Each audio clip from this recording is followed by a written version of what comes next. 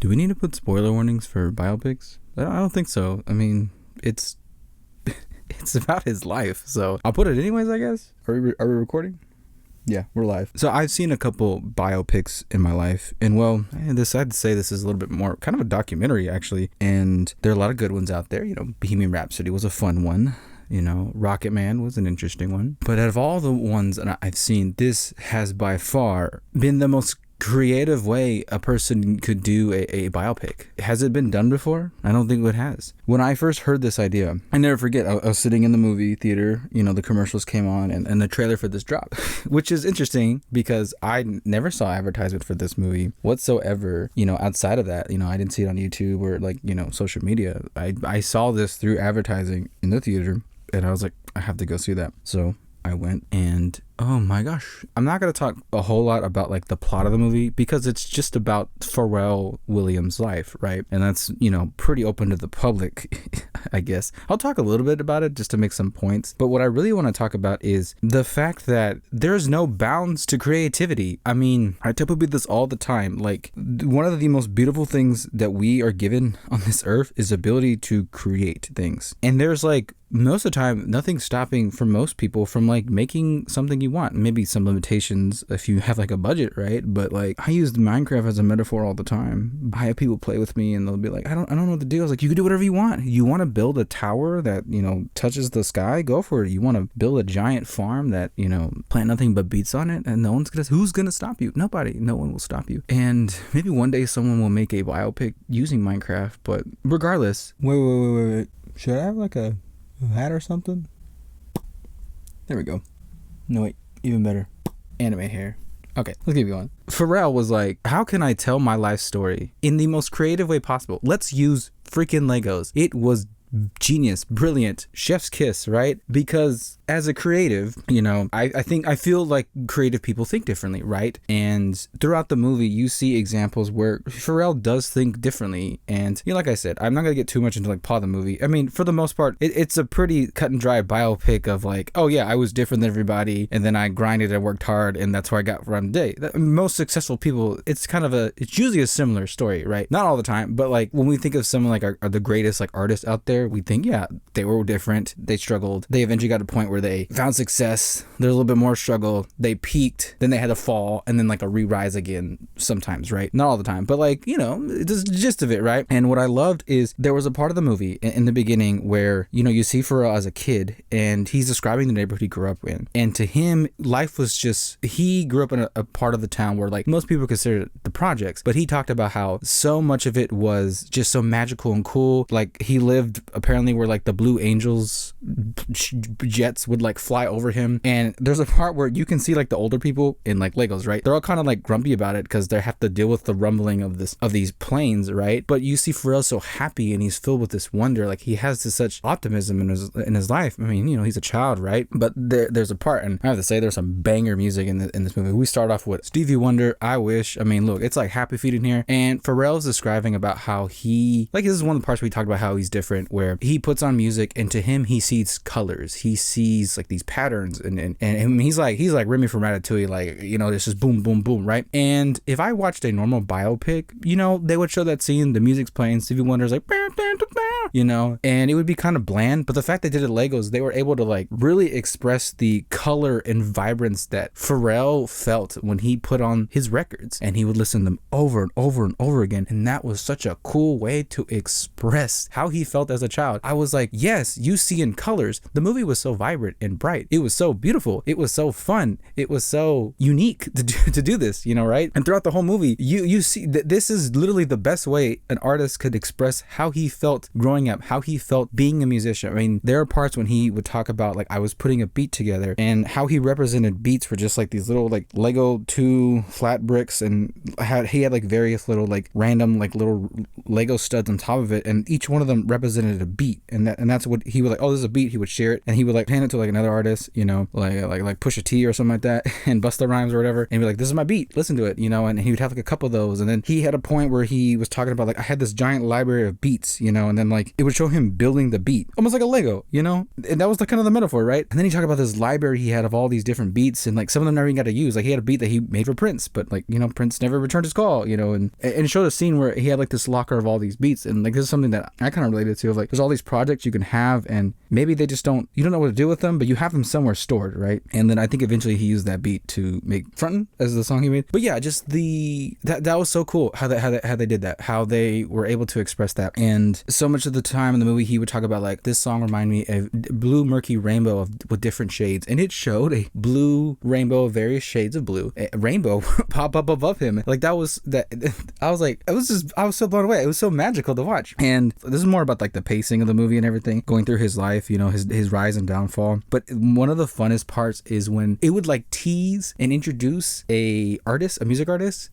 It was like watching like when Easter egg in Avengers pops up. It's like, oh my god, it's Snoop Dogg, right? When Snoop Dogg was on screen, the movie was PG, right? And you know, you can't really have Legos cursings, although there were 2 curse words allowed, I guess, in that movie, and it was comedically, it was pretty funny when they used them, but also it was a really sad moment when they did use them. But whenever obviously Snoop Dogg smokes like crazy, right? And so when they had Snoop Dogg, you know, in the room that's got the room full of smoke, they just had a spray can spraying the room, and it just called PG spray. That was really fun. That's a fun way to be like, to allude that like, yes, I know this is weed smoke, but we can't show that. So that was funny. That was really funny. But when them teasing all the artists, I mean, there was a point where it talked about how like Pharrell had this downfall, and you know, I feel like a lot of artists go through this where you get on this grind so much and you want to be as efficient as possible and make as much like, get a lot of eyes on you, and sometimes you lose track of that. And that's probably gonna happen to me one day if I ever like blow up, where it's like I'm gonna get to the point where I try to be so efficient and I try to get so many views that I'm gonna lose track of the fun of making these. So I'm gonna point that in here now. We'll come back to it maybe in like 10 years. But what do we think now?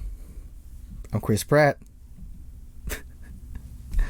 And so he has his downfall, and then there's a point where he talks about like, you know, he's like lost in space, like literally, and him just floating in this void, like, what do I do? And then that's when like Carl Sagan comes in Lego form, and he's telling Pharrell like, hey, like, look at that Earth. Everyone you know on that Earth, every person you ever met, every person in history has lived their life on that Earth, and no one's coming to save us but like ourselves. And so we have to like, you know, pick ourselves back up, right? Pharrell was like, I need a way to express this vision I had from Carl Sagan. I need a way to express it, and expressing it through him floating in space as a Lego, I can't. It would be so hard to fathom if we made this a live action. I guess it didn't need to be Lego in general. It could have been animated, but like the fact that it was Lego, it made it 10 times better to have this vision, right? And then while he's floating in space, I knew why he was floating in space. He had this vision, and he was like, you know what? I gotta get back to like why I love music. You know what I mean? You know, I was scared to write my own music, and that's a scary thing as a musician or any kind of artist. Yeah, you maybe collab all these years, do some good stuff with other people, but the moment you go solo, I've been down this road too. The moment you go solo, it's scary because it's all you now. All eyes are on you, and you're so worried about like trying to do the right thing, you know? And then he's going through this moment of like I gotta get back to like the fun of it, remembering that I was having fun doing this. It's not about like just seeing what sticks. It's just about like, I just want to have fun, right? And while he's in space floating, I knew what song was about to play, and I knew what artist they were about to talk about him collabing with. That's when a ship comes in. I'm like, it's Daft Punk, and it was, and it's all like, and I was like, yes. It was so cool. So cool just to see Daft Punk flying in the spaceship. They pick up Pharrell, and he gets abducted, and then it's like, we're up all night to get home. And I knew this was gonna happen. I knew this was gonna happen at some point, because you know, like they did that with like Snoop Dogg. They tease all the pimps in the crib, drop it like a, you know, they tease that too. They tease all these everybody get up, you know. I hope I don't get copyright strike from this video, but I mean they also did that with Kendrick. It was so cool. Like, oh yeah, he collabed with Kendrick. You know, go Kendrick, Super Bowl, right, 2025 or whatever. But the one I was like, this, if this is not in the movie, I'm gonna be upset. And there's a point where he's, you know, Pharrell's married now, he has a kid, and he's with his kid, spending time with him, whatever, and he's like, I'm writing this song for this movie, and I just can't get there, and they want me to get there, but I can't figure it out. How do I write this song? What emotion am I feeling that will really communicate this song so much? And he like looks at his child, his baby child, and then all of a sudden the room turns yellow, and I'm like, I know what song's about to play. And when he's talking about this movie wanted me to make this song, you see 3 yellow figures in overalls with goggles, and I'm like, it's Happy. It's the song Happy, and it's like, am I be crazy when I'm it's Happy, and then the room turns yellow, and then it's all everybody clap along, you know. And that was the best way to describe how most of us felt when we heard Happy. I mean, there are pivotal moments moments, I think, that shifted timelines. And I can tell you a couple of them that maybe existed, maybe not for everybody. One of them could be where Creed played the Thanksgiving halftime show for the Dallas Cowboys. That was a historical moment. Definitely is one when Harambe got shot. Definitely one is just 2020 in general. Definitely TikTok becoming a thing. I don't know. Some of these are good or bad things that happened in the timeline. But another one I remember, another pivotal moment in history of time is when Happy Despicable Me dropped. I remember everyone and their mamas was playing that song. Even if you hated that song, till this day, I guarantee you a good chunk of us all played that song at least once. At some point ever, it's like in that scene of How I Met Your Mother when 500 Miles plays, it loops back around. You hate it, but then you love it. It's a catchy song. It's annoying poppy song, but it might be crazy what I'm about to say, right? And everything just turned yellow. Everybody was sending videos across the world. It was like one of the closest things to world peace next to Pokemon Go, right? It was beautiful. He's crying on Oprah, you know? And everything was yellow. And so to express that through Legos, absolutely beautiful. You couldn't do that live action. I mean, you could, but like, it was just funner in Legos. It was just cooler in Legos. That's my tangent about this movie. Like, step it up, other artists, is what I'm saying. If you're gonna make a biopic, let's pop off. Let's get Armin Studios to do a claymation biopic for, I don't know, Ozzy Osbourne. You know, I want to see something unique. I want to see something different. I mean, I don't know. Pharrell did say in the beginning,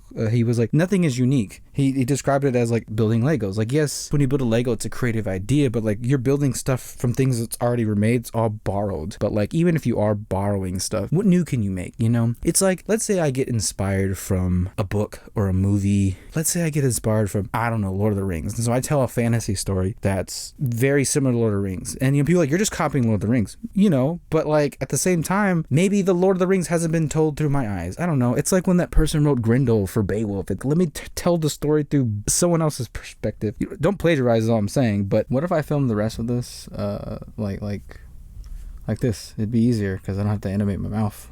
It's an invincible trick right there. Yeah, like basically my main point of this video, because I'm just ranting at this point, is I need artists to step it up. Pharrell made a biopic documentary of his life through Legos. Like I said, we need to step it up. People, artists, there's no excuse now. The bar has been set. And throughout Pharrell's career, it seems like he just kept raising the bar. I mean, he practically made every single song through the past decade. If you can't sit there and tell me you're not a Pharrell fan, because I can't tell you how many songs that Pharrell has done and you don't even know it. I mean, they brought out Gwen Stefani and no doubt in this movie, and I was like, the waves keep on crashing on me for some reason, and I was like, boom, boom, boom, boom, boom, keep on dancing, baby. All I'm saying, it's just, he raised the bar so many times. He made a liquor called Cream with a Q. I don't know if it was great, probably wasn't. I mean, he really put the street fashion out there. He like kind of mixed pop and hip hop. He just did his own lane. Pharrell just we really went for it. He was like, I'm gonna be different from everybody. I'm gonna fight against the status quo. I'm gonna go for it. And that's what he did. Making some of the best bangers of our generation. And one of my favorite Pharrell moments is him getting interviewed by Nardwuar. I wish Nardwuar was in this movie. That'd been really funny. But wait, hold on. Okay, as I was saying, yeah, the bar has been set, everybody, and yeah, I don't know if some of us can compete with it, but for those who have the funding and even some of the creative minds similar to Pharrell, not many in this world, but like I said, the next biopic, it better not be live action. I need it to be like hand drawn in like the style of Frank Frazetta, whatever his name is, angelic, like, you know, make it look like they did with Puss in Boots. Make it look like how they animated the Wild Robot. Like I said, get Armin Studios on it. Get freaking make a movie using the flip book from the DS. Like, do something different. You know, the biopics. Let's shake it up. Be like, shake it up like Pharrell did. Anyways, I'm going off too much. But yeah, piece by piece, more like peak by peak. The bar has been set. No, not the bar has never been set. It has been raised, and I don't know if I'll ever reach that bar, but hey, I don't have like $1 billion. If I did, shoot. If I had to make a biopic of my life, I would do it with stop motion action figures. If anyone takes that idea, I'm gonna sue you. Mic drop. Juice out. Fucking posers.